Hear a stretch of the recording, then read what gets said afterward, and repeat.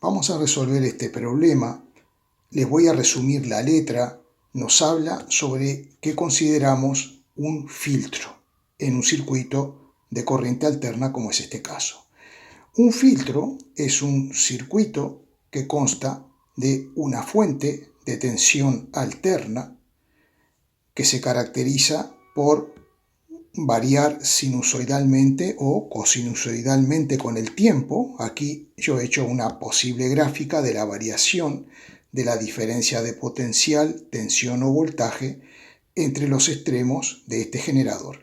La S que vemos aquí es para referirse a la palabra fuente, que del inglés se escribe así, source. Eso es la S, se refiere a la fuente. Bueno, como nosotros vemos, ese voltaje varía con el tiempo entre un valor máximo positivo y un valor máximo negativo. ¿Qué va a provocar eso en el circuito? Bueno, va a provocar que tengamos una corriente también alterna, que tendrá una gráfica similar a esta, y a la salida entre A y B también vamos a tener un voltaje que va a variar sinusoidalmente o cosinusoidalmente con el tiempo. Bueno, pero ¿qué es un filtro? Bueno, un filtro es un sistema tal que si nosotros variamos la frecuencia de la fuente, omega, la frecuencia angular de la fuente, podemos controlar la diferencia de potencial entre A y B, que tendrá esta amplitud, este voltaje máximo que he dibujado aquí. Es decir, variando esta frecuencia podemos variar la amplitud de este voltaje a la salida. De forma tal que si por ejemplo fuera un filtro pasa-baja, si nosotros trabajamos con frecuencias muy elevadas, esta amplitud se atenúa, prácticamente puede llegar a ser inmedible, prácticamente cero. Entonces decimos que este circuito es un circuito pasa-baja porque solamente permite visualizar esta señal, tener esta señal para frecuencias omega de la fuente, frecuencias bajas. También podemos tener un circuito pasa-alta, donde se atenúan las frecuencias bajas y vamos a tener una amplitud, una gran amplitud aquí a la salida para frecuencias elevadas. Pero es otro circuito que no es este. Como veremos, este es un típico circuito pasa-baja.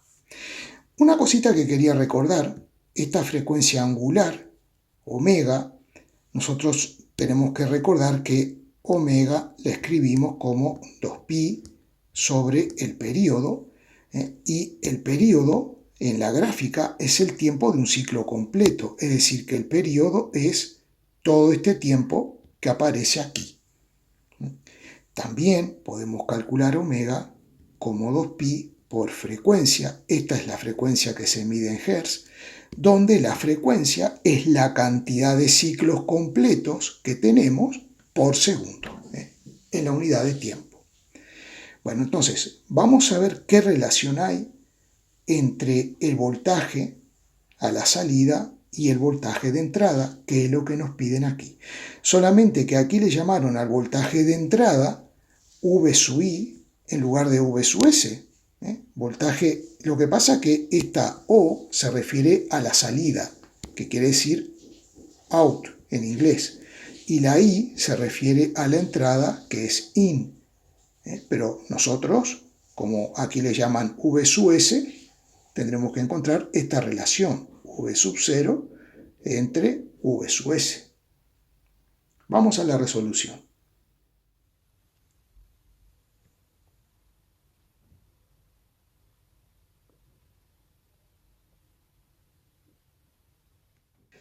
Bien, aquí tenemos nuestro circuito y vamos a suponer que vamos a tener una corriente, una I de T, es una corriente que cambiará con el tiempo de valor, de dirección y de sentido, ¿no?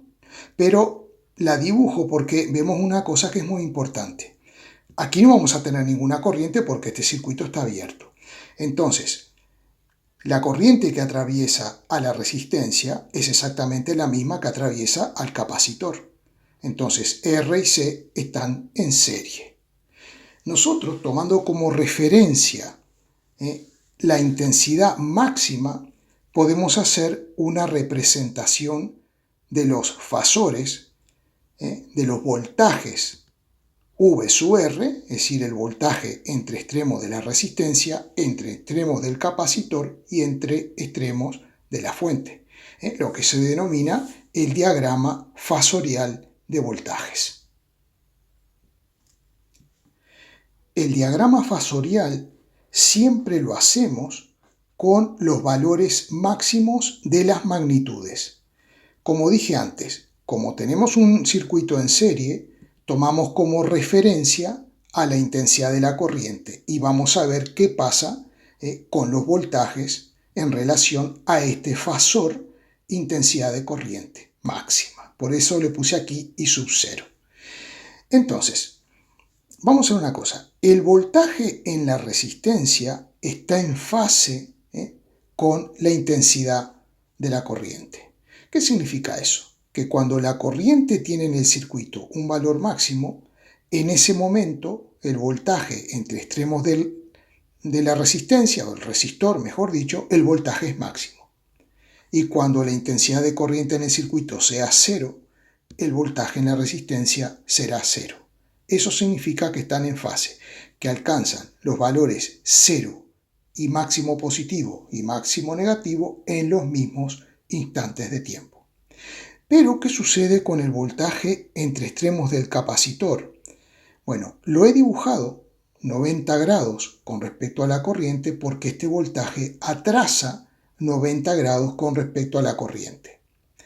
He dibujado aquí el valor máximo del voltaje entre extremos del capacitor. ¿Y qué significa que esté atrasado respecto a la corriente? Significa que cuando la corriente valga cero, por ejemplo, cuando la corriente valga cero en el circuito, el voltaje en el capacitor va a ser máximo y negativo, por ejemplo. Y cuando la corriente en el circuito tenga su valor máximo, el voltaje en el capacitor va a ser cero. Eso es lo que significa esta diferencia de fase. Bueno, vamos a hacer una cosa. Si nosotros sumamos vectorialmente el voltaje máximo entre extremos del resistor y el voltaje máximo entre extremos del capacitor, esta suma vectorial nos da el voltaje máximo de la fuente, que antes le habíamos llamado a esto Vs máximo, para que no se confundiera con el V0S que tenemos aquí. Bien, entonces de esa forma también podríamos llamarle a este voltaje en la resistencia máximo y voltaje en el capacitor máximo. ¿Vale? Para no confundirnos con el V sub 0 este que tenemos aquí. Bien, ahora, ¿qué tenemos que imaginar? Nosotros tenemos que imaginar que estos fasores, sin cambiar el ángulo entre ellos, van girando, podemos imaginar que van girando en sentido antihorario con una velocidad angular omega que coincide con la frecuencia angular con la cual varía la tensión en el generador de corriente alterna. Y si nosotros proyectamos la punta de estos fasores en un eje, en una gráfica voltaje en función del tiempo, vamos a describir cómo cambian estos voltajes con el tiempo. Vamos a verlo. En rojo he representado a la intensidad. Por ejemplo, cuando el tiempo vale 0, el fasor intensidad se encuentra indicando el valor 0. Como esto está girando en sentido antihorario, cuando pasa un cuarto de periodo, entonces la intensidad será máxima y este fasor estará ubicado perpendicularmente apuntando hacia arriba. Y luego seguirá girando de forma tal que cuando pase otro cuarto de periodo, el periodo es el tiempo de un ciclo completo. El periodo es todo este intervalo de tiempo, es el periodo. Entonces, estaba diciendo que cuando pase otro cuarto de periodo, este fasor que antes estaba vertical y hacia arriba habrá girado y se encontrará apuntando hacia el otro lado, hacia la izquierda. De manera que si prolongamos otra vez vamos a tener el valor 0 que corresponde a este instante. Y luego seguirá girando y así sucesivamente, ¿no? Bien, el voltaje en la resistencia está en fase con la intensidad, es este de color azul. Cuando la intensidad vale 0, el voltaje en la resistencia vale 0, estos dos fasores se mueven juntos. Cuando el fasor de la intensidad esté apuntando hacia arriba, el del voltaje en la resistencia también lo estará, por lo tanto coinciden los valores, coincide el instante en el cual alcanzan los valores máximos y los valores 0. Bien, ¿qué pasa con el voltaje en el capacitor? El voltaje en el capacitor sería este que está en verde aquí, o sea, parte de un valor máximo negativo, y luego a medida que va girando, se va produciendo esta gráfica que tenemos aquí, ¿no? Una cosa interesante, cuando la intensidad vale 0, vemos que el voltaje en el capacitor, como dije antes, este voltaje es máximo y negativo. Cuando la intensidad es máxima, cuando estos dos fasores están aquí arriba, este fasor verde habrá girado y se encontrará horizontalmente. Así que la punta de flecha indicará el valor 0. Cuando la intensidad es máxima y el voltaje en la resistencia es máximo, el voltaje en el capacitor en ese instante valdrá 0. Bueno, y el voltaje de la fuente estará desfasado este ángulo phi y arrancará de esta forma. ¿Y ese desfasaje qué significa, este ángulo de desfasaje entre la intensidad y el voltaje de la fuente? Bien, este ángulo de desfasaje siempre lo podremos traducir a un intervalo de tiempo. Es el intervalo de tiempo que ocurre entre que el instante en que la intensidad toma su valor máximo y el instante en que el voltaje de la fuente toma su valor máximo. Este intervalo de tiempo. Entonces, si nosotros tenemos el ángulo de desfasaje entre los fasores, utilizando el concepto de la frecuencia angular, que es lo mismo que la velocidad angular, que es la relación ángulo entre intervalo de tiempo, nosotros podemos calcular este intervalo de tiempo. Siempre vamos a poder traducir un ángulo de desfasaje a un intervalo de tiempo y viceversa.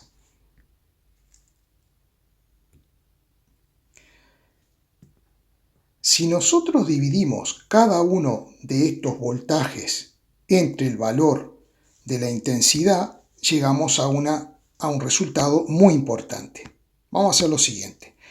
Si yo divido el voltaje máximo en la resistencia entre el valor máximo de la intensidad, vamos a escribirlo por aquí, V0R dividido la intensidad máxima, por la ley de Ohm, esto me está dando el valor de la resistencia. Si dividimos el voltaje máximo del capacitor entre la intensidad máxima, eso nos estará dando la reactancia capacitiva X sub C, que sabemos que es 1 sobre omega por C. Y si nosotros dividimos el voltaje máximo de la fuente entre la intensidad máxima, vamos a tener la impedancia Z total del circuito. Algo muy importante, aquí solamente estamos dividiendo los valores máximos. Voltaje máximo en la resistencia dividido la intensidad máxima. Voltaje máximo en el capacitor dividido la intensidad máxima. Voltaje máximo de la fuente dividido la intensidad máxima. Bien, entonces, ¿qué pasa? Que si yo divido, aquí tengo un triángulo, ¿verdad? Un triángulo equilátero, rectángulo, perdón. Si yo divido todos los lados de un triángulo entre un mismo factor, que es I sub 0, obtengo un triángulo semejante.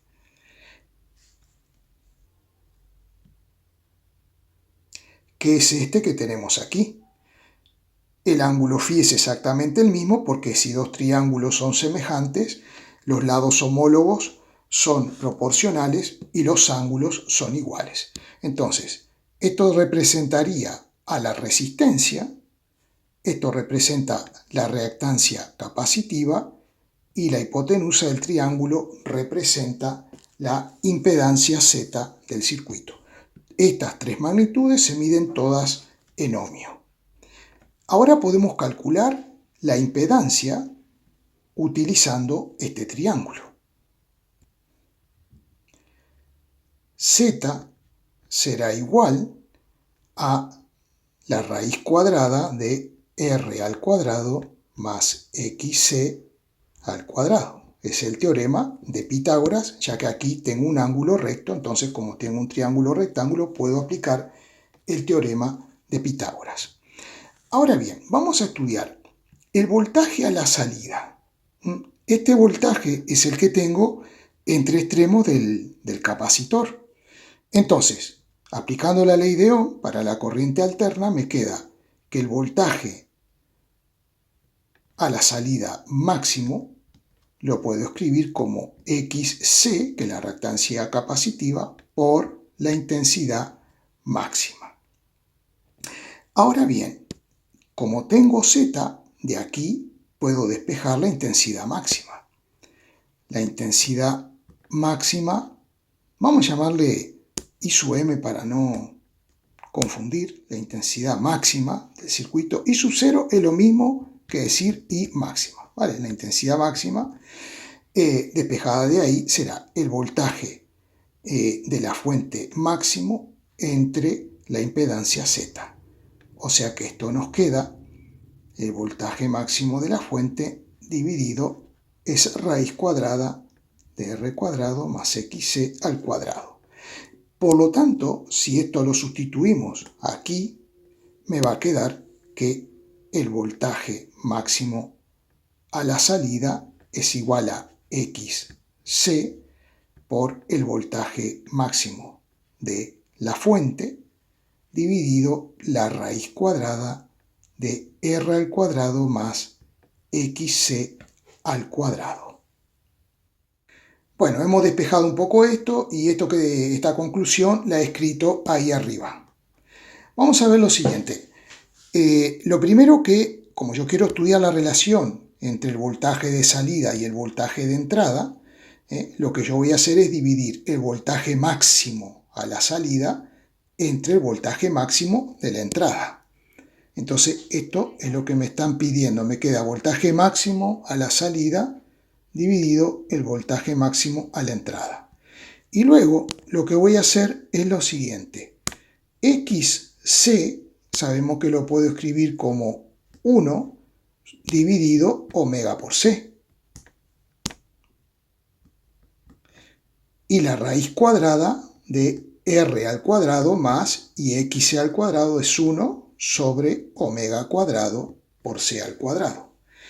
Lo siguiente que voy a hacer es introducir dentro de la raíz este factor y para eso tengo que elevarlo al cuadrado. Entonces me va a quedar,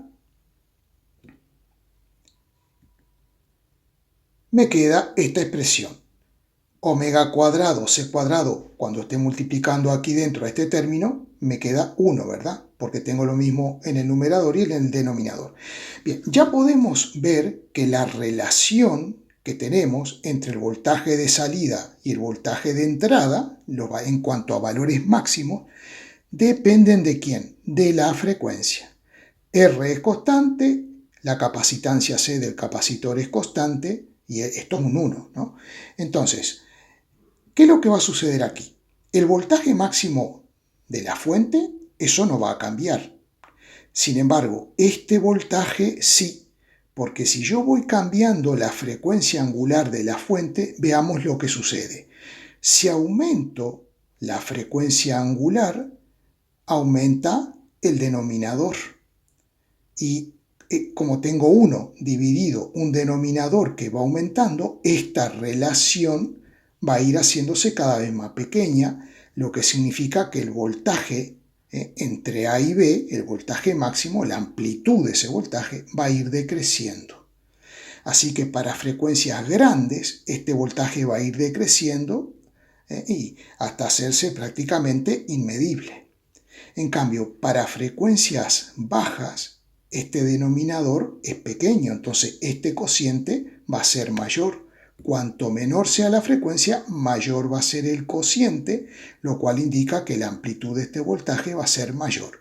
Por eso decimos que esto es un filtro pasa-baja, porque para frecuencias bajas puedo tener una buena amplitud de este voltaje y en cambio para frecuencias muy altas esta salida, este voltaje se va atenuando hasta que prácticamente puede llegar a ser prácticamente cero. Bueno, espero que esto se haya entendido. Gracias.